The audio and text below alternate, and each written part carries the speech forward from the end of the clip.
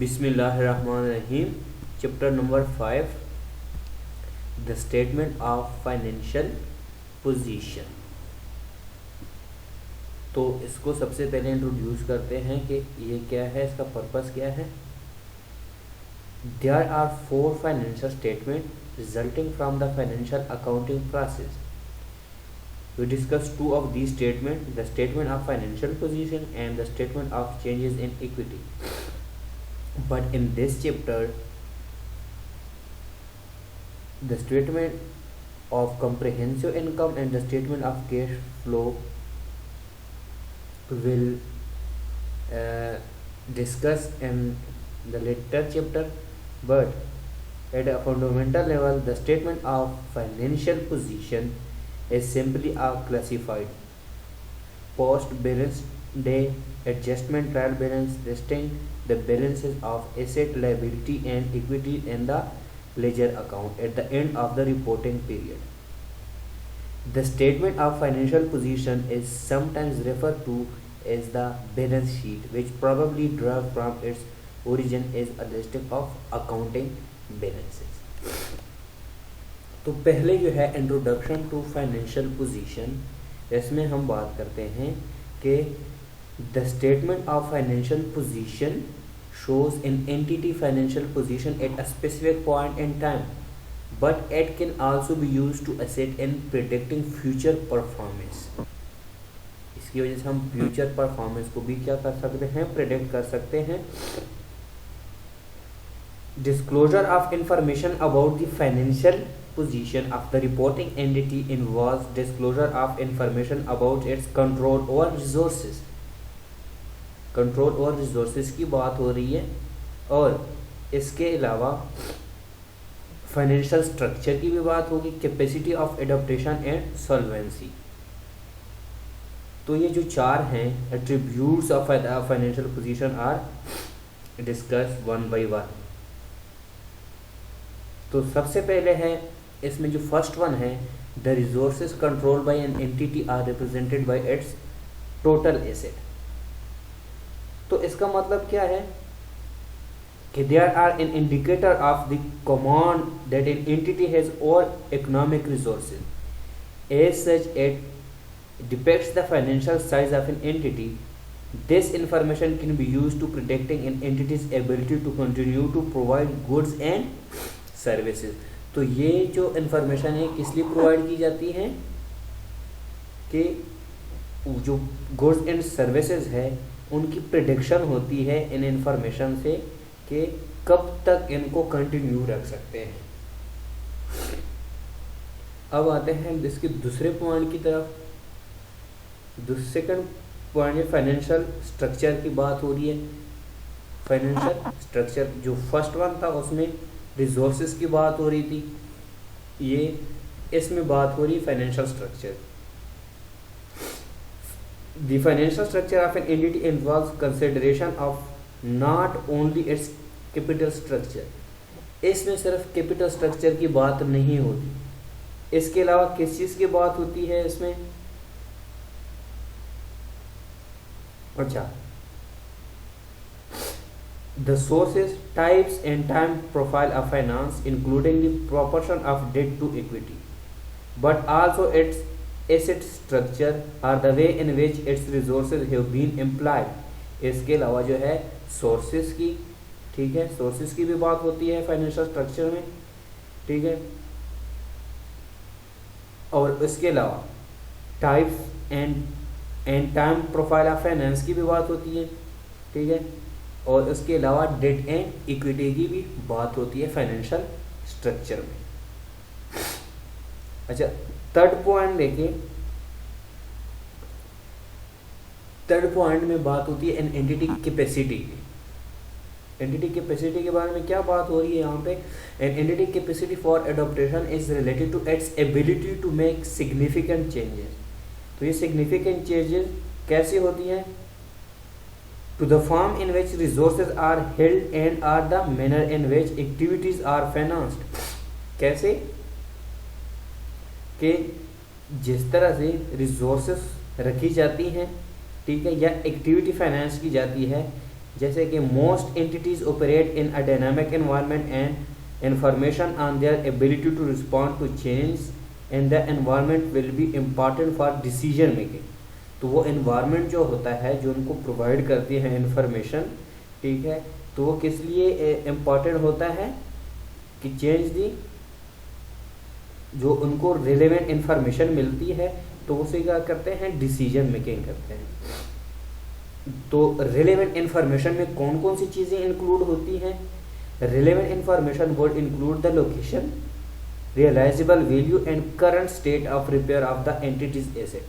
तीन चीज़ें इसमें होती है, कौन कौन सी जो कि इम्पॉर्टेंट है? लोकेशन, रियलाइजेबल वैल्यू और current state of repair of the entity asset.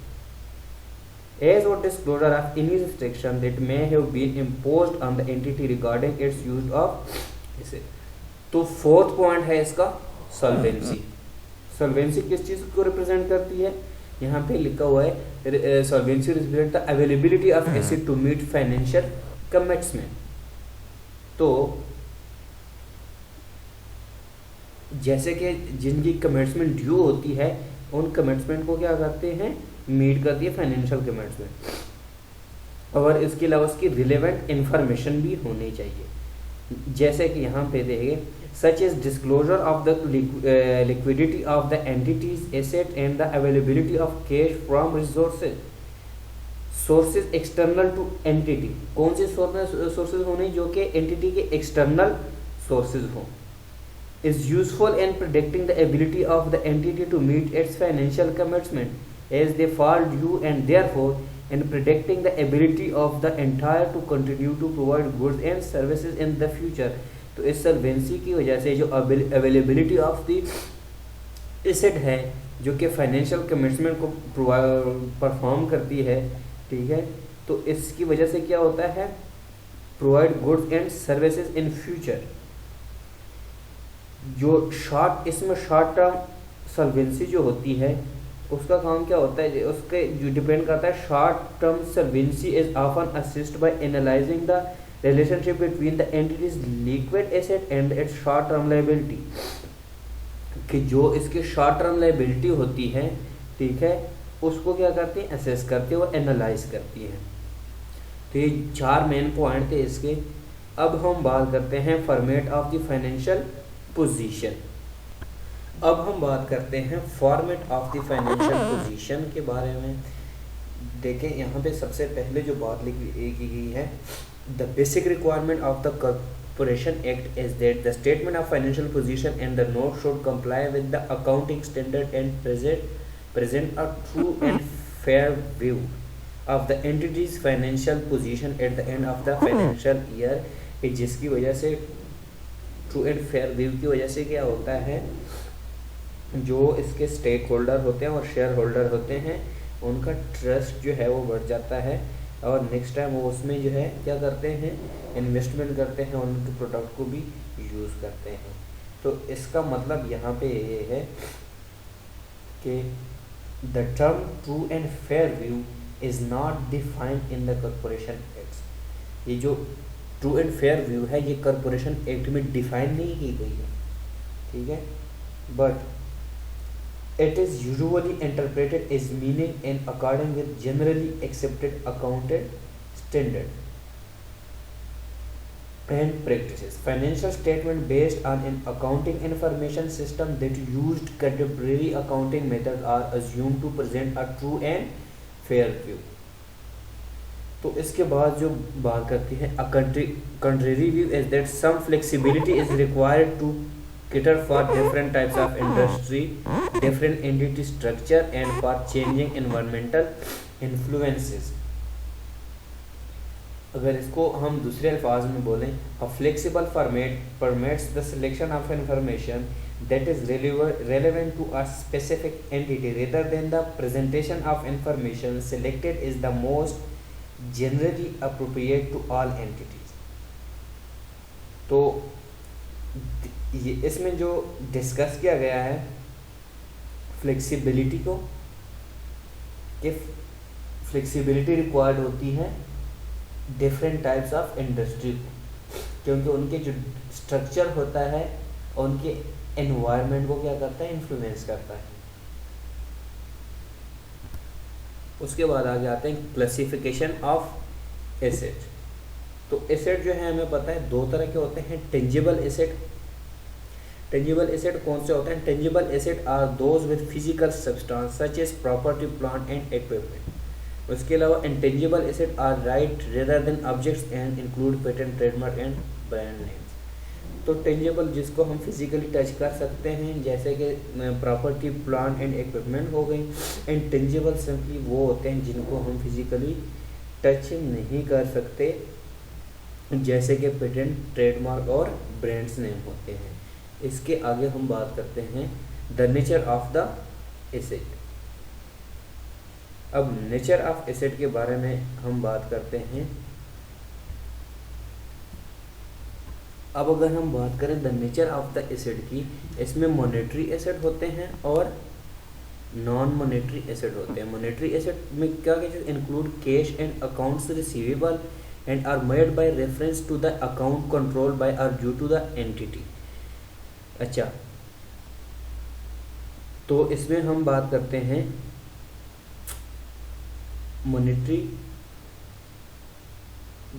Non monetary asset includes inventory and property, plant and equipment. Intangible are rights rather than objects and included patent, trademark and brand name. अब जो monetary की हम बात करते हैं, they can be measured in number of ways. Non monetary including historical cost, current replacement cost and rate and net realisable value. अगर इसको हम मेजर करें तो तीन मेथड है, हिस्टोरिकल कॉस्ट, करंट रिप्लेसमेंट और net realisable value. The distinction between monetary and non monetary asset is necessary and application of constant purchasing power accounting, which is implied in accounting standard board, which is discussed in the later chapter. The next one is sources of the asset. The sources of the asset में asset can be acquired from a source external to the reporting entity or they can be generated internally. इसका मतलब क्या हुआ? Acquired asset are generally recognised at the cost of acquisition, where the cost of acquisition equals the purchase consideration plus any cost incidental to the acquisition. The cost of acquisition is usually equal to the fair value of the asset at the time of acquisition. The acquisition acquired asset are carried at cost of fair value subject to test for impairment of the value. अब अगर हम बात करें acquired asset की, तो इसमें importantly they are जो acquired asset are generally recognised at the cost of acquisition, where the cost of acquisition equal to the purchase consideration plus any incidental to the acquisition. इसकी हमने पहले बात की। जो कि internally generated asset also include intangible asset such as research and development and trademarks. Internally generated intangible asset may be recognized at their cost और fair value subject to test for impairment. उसके अलावा जो asset को हम classified करते हैं longevity, तो उसमें क्या होता है, करंट एसेट होते हैं और नॉन करंट एसेट होते हैं। करंट एसेट कौन से होते हैं? Are asset that will be converted into cash within 12 months of the end of the reporting period, जो कि 12 मंथ्स के अंदर अंदर जिसको हम कन्वर्ट कर सकते हैं कैश में। और नॉन करंट एसेट कौन से होते हैं? नॉन करंट एसेट वो एसेट होते हैं जो इनको हम 12 मंथ्स के अंदर अंदर कन्वर्ट नहीं कर सकते रिपोर्टिंग पीरियड में। उसके बाद हम बात करते हैं monetary and non monetary liability की बात करते हैं। दो तरह की liabilities, monetary liabilities are liability for which the amounts are fixed regardless of changes in the purchasing power of the dollar. और इसमें दूसरी बात जो है, जो इम्पॉर्टेंट है, कि monetary liabilities are generally made at the present value of cash flows associated with their services and eventual payment. Such present value being determined by discounting the cash flow at the rate of interest implicit in the original contract or other segment. तो इसके result क्या होते हैं कि monetary liability जो होती है उसकी प्रेजेंट वैल्यू और कैश फ्लो की जो प्रेजेंट वैल्यू होती है वो डिस्काउंटेड रेट पे क्या होती है, ओरिजिनल कॉन्ट्रैक्ट या फ्रीक्वेंटली जो उसकी फेस वैल्यू होती है ऑफ द लायबिलिटी की वो लेते हैं। ठीक है, और इसकी एग्जांपल जो है वो नेक्स्ट चैप्टर में गिवन है। उसके बाद जो नॉन मॉनेटरी लायबिलिटीज होती हैं the amount owing is not fixed, जिनकी liability where the amount owing is not fixed. इसका मतलब क्या हुआ, employees benefit such as long service leave are non monetary liability because the rates of pay at which they will be settled are not fixed. मतलब यह है कि non liability की जो फिक्स्ड अमाउंट होती है वो फिक्स्ड नहीं होती। जैसे कि एग्जांपल दी है किस चीज़ की, यहाँ पे मैंने जो एग्जांपल दी है लॉन्ग सर्विस लीव है या लायबिलिटी जो है जिनकी जो है पेमेंट नहीं की जाती क्योंकि फिक्स्ड पेमेंट नहीं की जाती। This type of liability is often described as provision. तो उसको ऐसी लायबिलिटी को क्या कहते हैं, डिस्क्राइब कैसे डिस्क्राइब करते हैं, एज अ प्रोविजन डिस्क्राइब करते हैं। इसके बाद हम बात करते हैं रिजर्व एंड रिटेन अर्निंग की। The first is the revolution surplus arising from the application of Australian accounting standard board 160 property plant and equipment. ये तो फर्स्ट रिवोल्यूशन हो गई इसकी। उसके बाद दूसरी की अगर हम बात करें इसमें मोस्टली 3 हैं। The second is transaction reserve arising from the application of accounting standard 1, ये 116 है, ये 120 the effect of changes in foreign exchange rate। उसके बाद retained earning or accumulated losses represent the balance of the profit that a company has made since incorporation that has not been paid as dividend, used to fund share issue to shareholder, transfer to reserve or used to buy back share. तो buy back share की बात हम इसमें हमने buy back share की भी बात करनी है। ये तो सिंपल जो है रिजर्व एंड रिटेन अर्निंग जो है बहुत ही इजी है, जो कि आप पहले पढ़ चुके हैं फाइनेंशियल अकाउंटिंग में भी। इसके बाद हम बात करते हैं share capital and share pay back की। तो शेयर कैपिटल क्या होता है, share capital is issued by a company to its share holder. It is variously called paid up capital, contributed capital और इशूड कैपिटल भी इसको कहा जाता है। तो इसमें यह होता है some share capital must be issued when a company is incorporated.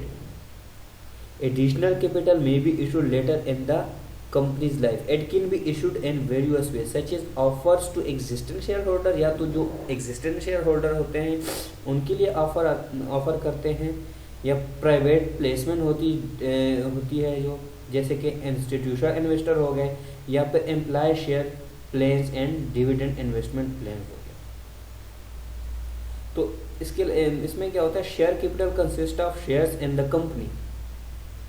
Share capital consist of the share in the company including at least one class of ordinary share and may include preference share. अच्छा, तो इसमें अगर हम बात करें share की, act now requires shares to be issue without a par value. The removal of the concept of par value from corporation act mean that the concept of the share premium was also remove.